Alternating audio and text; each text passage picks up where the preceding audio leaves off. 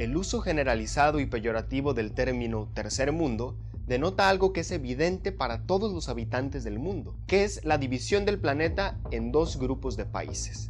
Uno que percibimos como rico y próspero y otro pobre y sin muchas oportunidades para su población. Y aunque es cierto que al interior de estos dos grupos hay diferencias importantes, no es lo mismo Portugal que Estados Unidos, ni es lo mismo Chile que Nigeria, la división primer y tercer mundo, centro y periferia, norte y sur global, es útil para analizar diversos fenómenos sociales y presenta un reto intelectual enorme.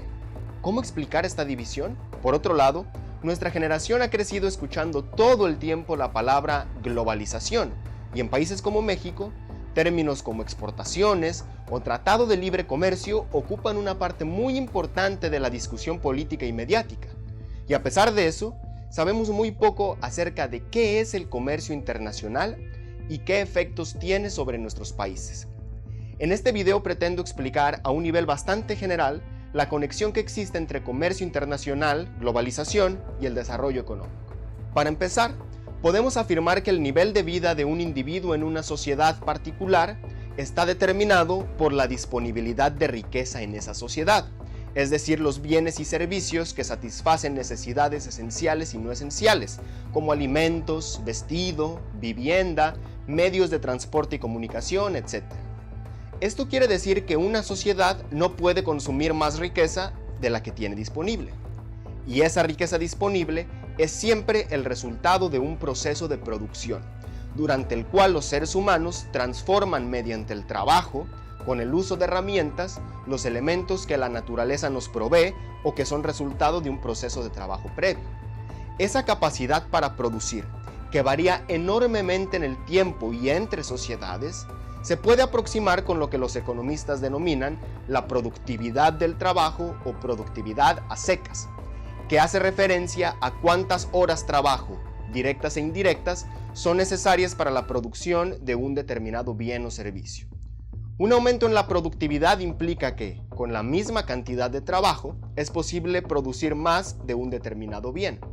Por ejemplo, lo que conocemos como revolución industrial, al crear máquinas herramientas que permiten la producción en serie, representó un aumento inconmensurable en la productividad del trabajo y por lo tanto en la riqueza disponible para quienes fueron adoptando exitosamente estas nuevas tecnologías, es decir, para los países que lograron industrializarse. Más aún, por las relaciones sociales capitalistas en las cuales se enmarcó la revolución industrial, el proceso de elevación de la productividad ha sido continuo desde entonces, puesto que la competencia obliga a cada capital individual a reducir sus costos de producción permanentemente, siendo el cambio tecnológico el medio más importante, aunque no el único, para lograrlo. Pero claro está, esto no sucedió de manera uniforme en el mundo, sino que desde sus inicios, el capitalismo estuvo marcado por lo que se conoce como desarrollo desigual y combinado, que consiste en que ciertos países y regiones se desarrollan a ritmos aceleradísimos, mientras lo hacen más lento o se estancan otras regiones o países, creando la enorme brecha de desigualdad que existe hoy en día. Pero ¿cuál es la causa de este desarrollo desigual? Dos conceptos clave para aproximarnos a la respuesta son los de división social del trabajo y competencia. El primero hace referencia a que en nuestras sociedades, cada individuo o familia no produce todo lo que necesita para vivir, sino que participa en la producción de un cierto bien o servicio, pero consume lo producido por la sociedad en su conjunto. El segundo se refiere a que, en una sociedad capitalista, la producción se realiza en unidades productivas independientes, las empresas, que contratan trabajo asalariado y compran medios de producción a otros capitalistas para producir un bien o servicio, que venden al mercado con el fin de obtener una ganancia, pero para lograrlo, deben ser exitosos en la competencia con otros capitales, es decir, necesitan producir con al menos los mismos costos que sus rivales. De lo contrario, tendrían que cargar un precio mayor y nadie compraría su producto. Así, en el capitalismo se genera una división social del trabajo, en donde las empresas se especializan en la producción de ciertos bienes y servicios y compiten contra otras empresas que producen lo mismo. Pero esto no es todo. Ni la competencia ni la división social del trabajo operan solo al interior de los países, sino a nivel mundial. Esto quiere decir, en primer lugar, que un determinado país utiliza y consume productos fabricados en parte o totalmente en las más diversas partes del mundo. Y en segundo lugar, que las empresas de un determinado país no compiten exclusivamente con las empresas de su propio país, sino con las empresas de todos los países del mundo que producen la misma mercancía que ella. Estas proposiciones son la base para entender qué hace el comercio internacional. Pongamos un ejemplo muy sencillo.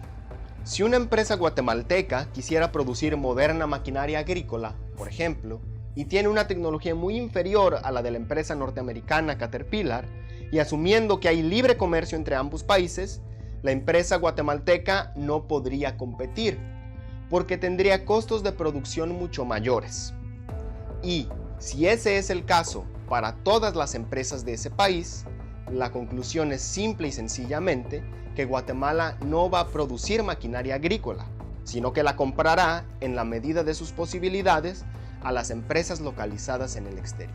A partir de aquí llegamos a otra implicación bastante evidente, que un país no produce todo lo que consume, sino que se especializa en la producción de ciertos bienes.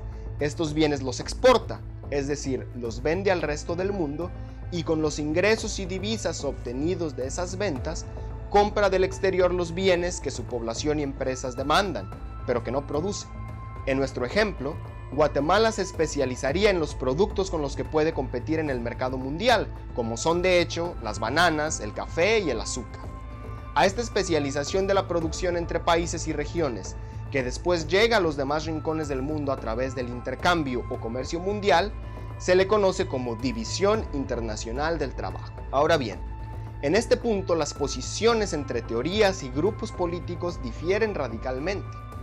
Puesto de forma sencilla, lo que se conoce como el mainstream de la teoría económica y las expresiones políticas de signo liberal afirman, sean conscientes o no de ello, primero, que la división internacional del trabajo surgida del libre comercio es el resultado de factores propiamente económicos e inherentes a cada país. Segundo, que aceptar esta división internacional del trabajo es lo óptimo tanto para países ricos como aún más para los países pobres. Su argumento se puede simplificar de la siguiente forma, y será bastante familiar para todo aquel que haya tomado una clase introductoria de economía. Para seguir con el ejemplo anterior, ¿qué es lo mejor que puede hacer Guatemala?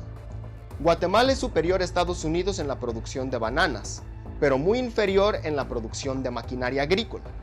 En ese caso, si se especializara en la producción de bananas, vendiera una parte de ellas a Estados Unidos y con esos ingresos comprara maquinaria agrícola, después del intercambio dispondría de más bananas y maquinaria agrícola, por el simple hecho de que cada quien se especializó en lo que mejor sabe hacer.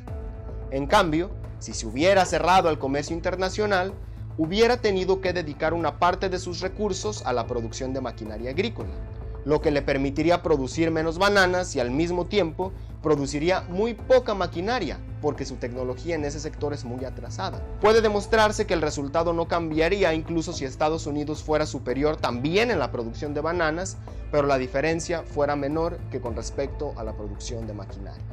Este caso, que ignoramos por simplicidad, ilustra el concepto de economía llamado ventaja comparativa. Así, el libre comercio, mediante la promoción de la especialización, argumentan, les permite a los países acceder a una mayor cantidad y diversidad de bienes y servicios, mejorando el nivel de vida de la población.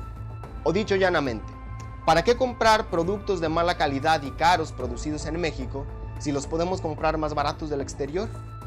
Además, como argumento complementario, la teoría económica mainstream no cuestiona cuál es el origen de las distintas ventajas comparativas de los distintos países. ¿Por qué Guatemala es inferior a Estados Unidos en la producción de maquinaria? Según la teoría, porque Estados Unidos es un país abundante en lo que llaman capital, es decir, equipo, infraestructura, herramientas, etc., lo que le facilita producir esta clase de bienes. Así, los diversos patrones de especialización sería el resultado de las dotaciones de factores de producción, algo natural, dado y objetivo, contra lo que haríamos muy mal en rebelarnos. Las críticas a esta teoría provienen desde diferentes campos, como las teorías marxistas de la dependencia y el imperialismo, el estructuralismo latinoamericano y la teoría clásica del desarrollo económico. En primer lugar, lo que el análisis anterior demuestra es que, efectivamente, En un momento dado en el tiempo, la producción mundial se maximiza cuando cada quien hace aquello para lo que es mejor.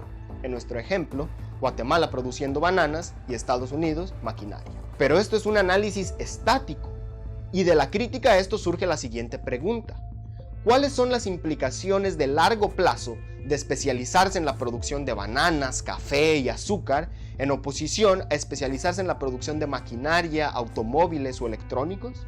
En segundo lugar, ¿cuál es el origen histórico y social de esta división internacional del trabajo?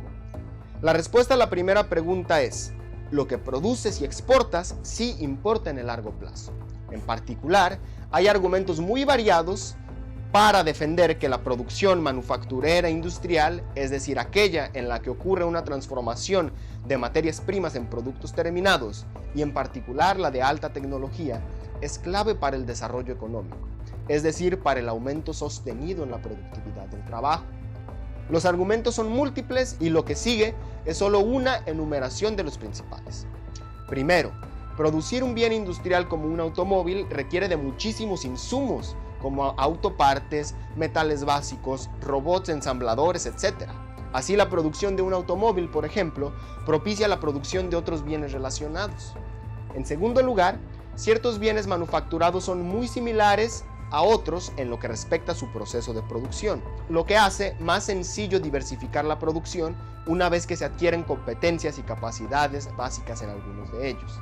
En tercer lugar, hay suficiente evidencia de que la productividad del trabajo en las manufacturas crece más rápido que en otros sectores de la actividad económica, consistente con lo que mencionamos anteriormente sobre la naturaleza de la revolución industrial. Finalmente, contamos con la evidencia histórica de que, con excepción de algunos pequeños países petroleros o paraísos fiscales, todos los países ricos actuales experimentaron un fuerte proceso de industrialización durante el cual se posicionaron como exportadores de bienes manufacturados.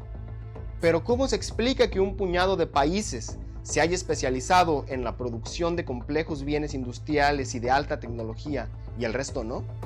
Las teorías marxistas del imperialismo y la dependencia afirman que esto no es resultado de causas meramente económicas, sino del proceso histórico de expansión del capitalismo, durante el cual los países centrales incorporaron por la fuerza a la periferia en el mercado mundial como simples exportadores de bienes primarios, es decir, minerales o agropecuarios, y como mercado para las exportaciones de bienes industriales de los países ricos. A esta división entre países exportadores de bienes industriales y países exportadores de bienes primarios se le conoce como División Internacional del Trabajo clásica. Y uno de los argumentos centrales de estas teorías críticas es que una especialización desfavorable inicial puede desarrollarse en el tiempo, reproduciendo y ampliando estas condiciones desventajosas. Pongamos un simple ejemplo. ¿Qué se necesita para poder competir en la gran producción farmacéutica? En primer lugar, contar con los más modernos laboratorios y los científicos más capacitados. Estamos hablando de gastos descomunales en investigación y desarrollo que en primer lugar requieren de años o décadas para comenzar a rendir frutos y están fuera del alcance para la mayoría de los países pobres. Mientras tanto, estas inversiones sí tienen lugar en los países ricos, lo que hace que haya innovaciones científicas y tecnológicas constantes, lo que aumenta la productividad del trabajo y amplía aún más la brecha entre los países ricos y pobres.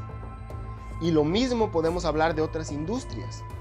¿Cómo un país puede competir en el mercado mundial de aviones cuando no produce ni siquiera automóviles o cuando no produce ni siquiera bicicletas? Dejado al libre mercado, la tendencia será hacia la expansión de las brechas en productividad, no a la convergencia.